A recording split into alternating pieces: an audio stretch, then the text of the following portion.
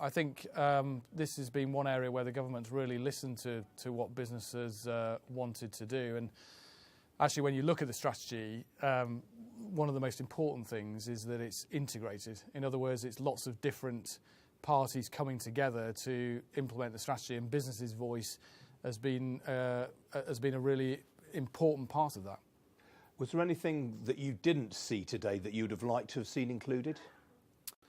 I think from a life sciences strategy perspective, actually, it's pretty comprehensive, that part of the strategy. And actually, it looks at everything from the academic science base all the way through to actually what's delivered in the commercial marketplace. And that was very important to us.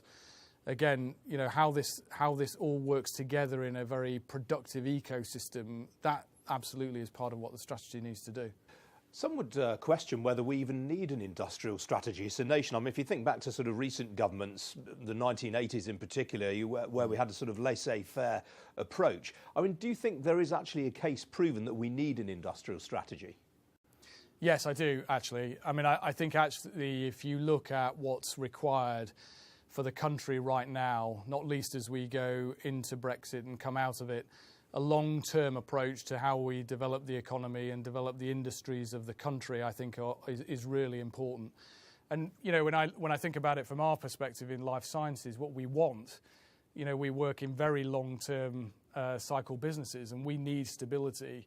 And if you're going to plan on that basis, having a strategy which you can then work to over a period of years makes an awful lot of sense, I think. And do you worry at all about the life sciences sector's prospects post-Brexit? I mean, we've heard from other people today that they have concerns about the UK having access to people with the requisite skills, for example.